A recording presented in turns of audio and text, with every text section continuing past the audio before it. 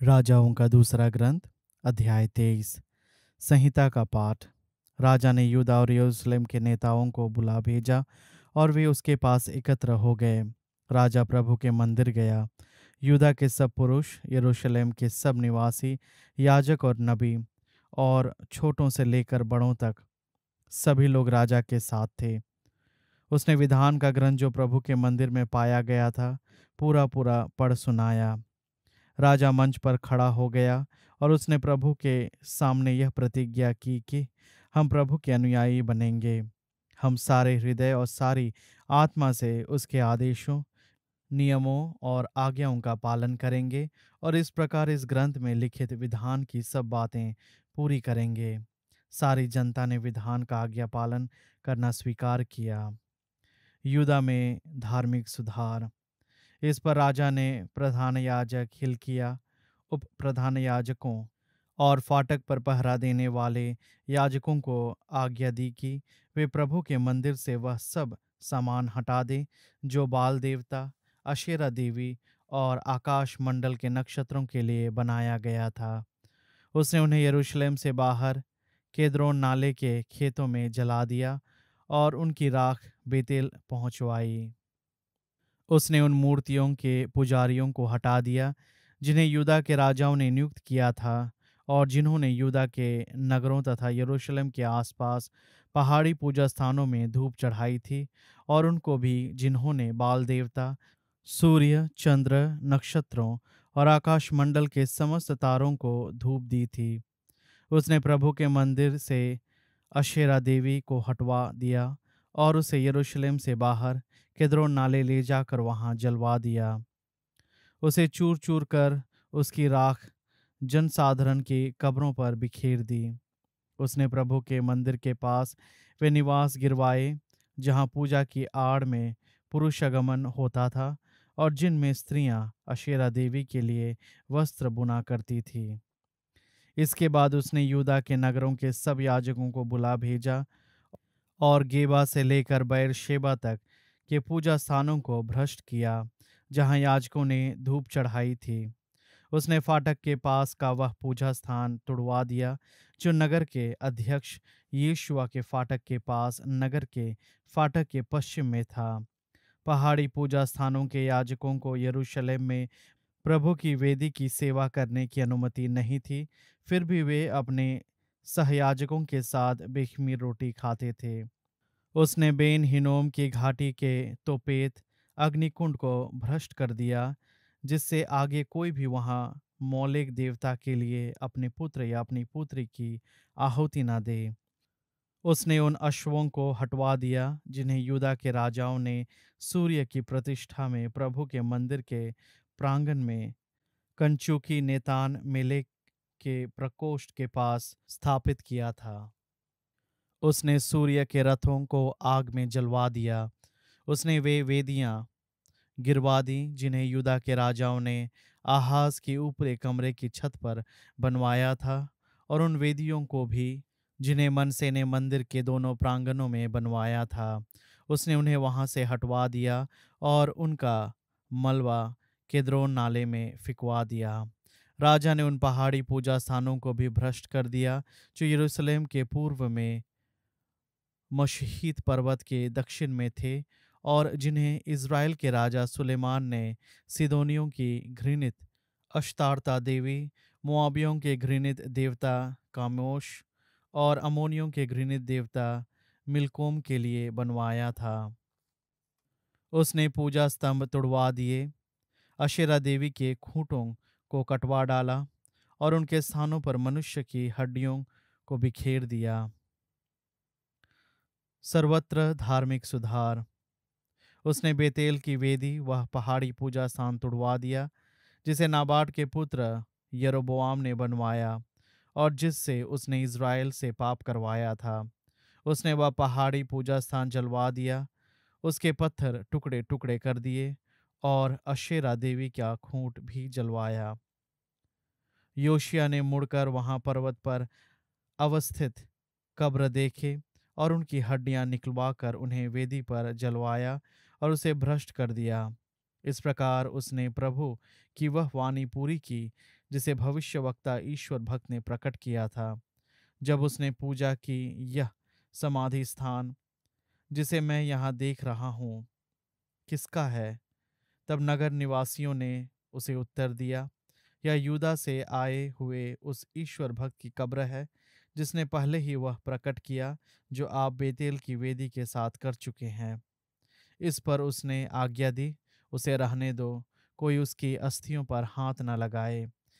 इसलिए उन्होंने उसकी और समारिया से आए नबी की अस्थियां सुरक्षित रहने दी।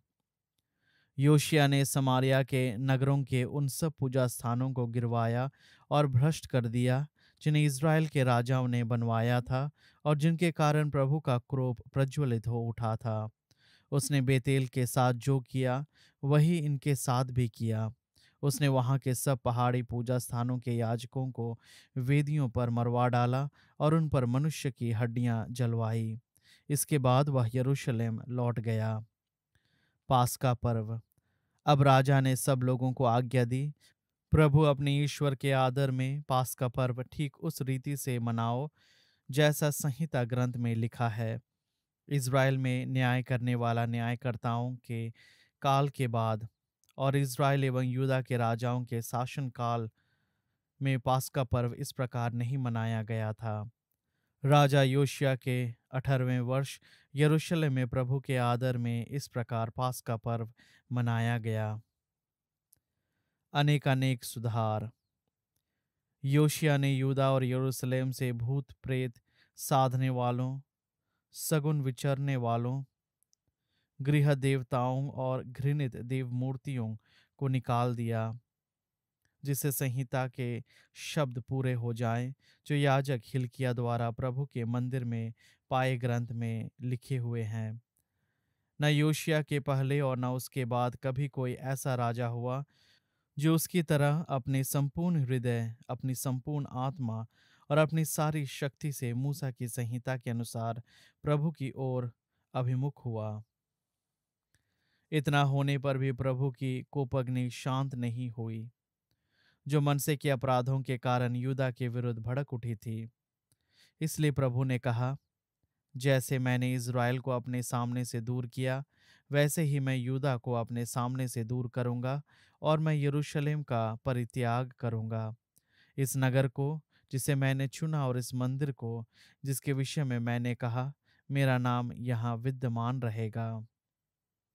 योशिया का देहांत। योशिया का शेष इतिहास और उसका कार्यकलाप यूदा के राजाओं के इतिहास ग्रंथ में लिखा है। उसके शासनकाल में मिस्र का राजा फिरौन निको अशुर के राजा की सहायता करने फरात नदी की ओर बढ़ा। राजा योशिया उसका सामना करने निकला, लेकिन फिरौन नको ने उसे देखते ही मिग्दो के पास उसे मार गिराया। उसके सेवक उसके शव को रथ में रखकर मिग्दो से यरूशलेम ले गए और उसकी कब्र में उसे दफना दिया। देश की जनता ने योशिया के पुत्र यहोआहाज का अभिषेक किया और उसको अपने पिता के स्थान पर राजा बनाया। यूदा राज्य का अंत। यूदा में यहोआहाज का शासन। जब यहोआहाज राजा बना तो वह 23 वर्ष का था। उसने यरूशलेम में 3 महीने तक शासन किया। उसकी माता का नाम हमुटल था। वह लिबनोन निवासी यर्मिया की पुत्र थी। उसने अपने पूर्वजों की तरह वही किया जो प्रभु की दृष्टि में बुरा है। फिरौन नको ने हमाद देश के रिबला में उसे बंदी बनाकर यरूशलेम के राजपद से उतार दिया और देश पर 100 मन चांदी और 1 मन सोने का कर लगाया। तब फिरौन नको ने योशिया के पुत्र एलियाकीम को उसके पिता योशिया के स्थान पर राजा बनाया और उसका नाम बदलकर यहोयाकीम कर दिया। वह यहोआहाज को मिस्र ले गया, जहां उसकी मृत्यु हो गई। यहोयाकीम ने फिरौन को उसके आदेश के अनुसार चांदी और सोना दिया, लेकिन उसने देश पर कर लगाकर यह द्रव्य वसूल किया। उसने देश में हर एक से उसके सामर्थ्य के अनुसार चांदी सोना ले लिया और उसे फिरौन को दे दिया। यूदा में यहोयाकीम का शासन। जब यहोयाकीम राजा बना तो वह 25 वर्ष का था। उसने यरूशलेम में 11 वर्ष तक शासन किया। उसकी माता का नाम जबीदा था। वह रूमावासी यदाया के पुत्र थी। उसने अपने पूर्वजों की तरह वही किया जो प्रभु की दृष्टि में बुरा है।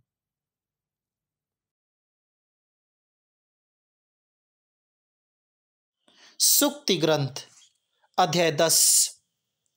जो अनुशासन में रहता वह जीवन की ओर आगे बढ़ता है, किंतु जो चेतावनी की उपेक्षा करता वह पथभ्रष्ट होता है। जो अपना बैर छिपाता वह कपटपूर्ण बातें करता है। जो झूठा आरोप लगाता वह नीरा मूर्ख है। जो बहुत अधिक बोलता वह पाप से नहीं बचता, किंतु जो अपनी जीवा पर नियंत्रण रखता वह बुद्धिमान है। धर्मी की जीवा शुद्ध चांदी है, किंतु पापियों के हृदय का कोई मूल्य नहीं। धर्मी की बातों से बहुतों को लाभ होता है, किंतु मूर्ख अपने अविवेक के कारण नष्ट होते हैं। प्रभु के आशीर्वाद से ही कोई धनवान बनता है। इसकी तुलना में हमारा परिश्रम नगण्य है। मूर्ख पाप कर्म में, किंतु बुद्धिमान प्रज्ञा में रस लेता है। दुर्जन जिस बात से डरता वह उसके सिर पड़ती है, किंतु धर्मियों की मनोकामनाएं पूरी हो जाती है। बवंडर पापी को उड़ा ले जाता है, किंतु धर्मी सदा दृढ़ बना रहता है। आलसी अपने को कार्य सौंपने वालों के लिए वैसा है जैसा सिर का दांतों के लिए और धुआं आंखों के लिए। प्रभु पर श्रद्धा आयु बढ़ाती है, किंतु दुष्टों के वर्ष घटाए जाते हैं। धर्मियों का भविष्य आनंदमय है, किंतु दुष्टों की आशा व्यर्थ हो जाती है। प्रभु का मार्ग धर्मी का गढ़ है, किंतु वह कुकर्मियों का विनाश करता है। धर्मी कभी विचलित नहीं होगा, किंतु विधर्मी देश में निवास नहीं करेंगे। धर्मी के मुख से प्रज्ञा के शब्द निकलते हैं, किंतु कपटी जीवा काट दी जाएगी। धर्मी के होंठ प्रिय बातें करते हैं, किंतु दुष्ट के मुख से कुटिल बातें निकलती है।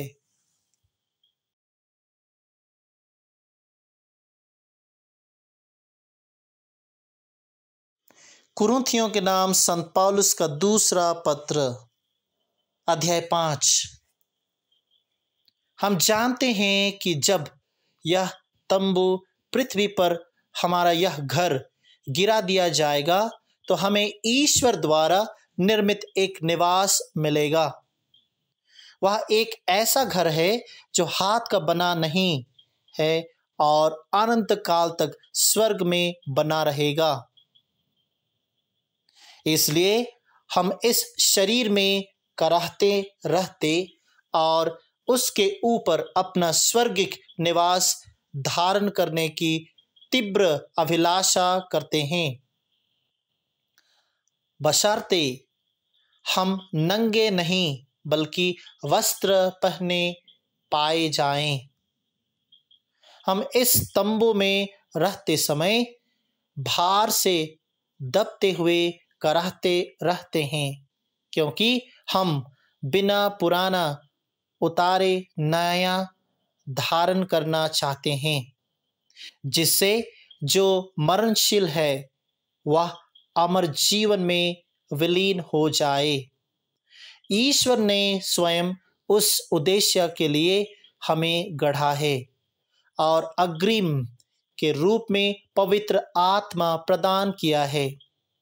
इसलिए हम सदा ईश्वर का भरोसा रखते हैं। हम यह जानते हैं कि हम जब तक इस शरीर में हैं तब तक हम प्रभु से दूर परदेश में निवास करते हैं, क्योंकि हम आंखों देखी बातों पर नहीं बल्कि विश्वास पर चलते हैं। हमें तो ईश्वर पर पूरा भरोसा है। हम शरीर का घर छोड़कर प्रभु के यहाँ बसना अधिक पसंद करते हैं।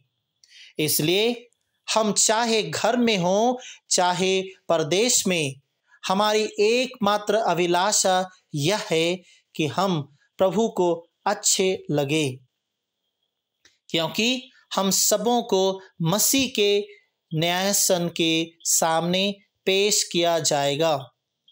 प्रत्येक व्यक्ति ने शरीर में रहते समय जो कुछ किया है, चाहे वह भलाई हो या बुराई, उसे उसका बदला चुकाया जाएगा। ईश्वर से मेल मिलाप का सेवा कार्य। इस कारण प्रभु का भय हम में बना रहता है। हम मनुष्यों को समझाने का प्रयत्न करते हैं। हमारा सारा जीवन ईश्वर के लिए प्रकट है और मैं आशा करता हूँ कि वह आप लोगों के अंतःकरण के लिए भी प्रकट होगा। हम फिर आप लोगों के सामने अपनी प्रशंसा नहीं करेंगे।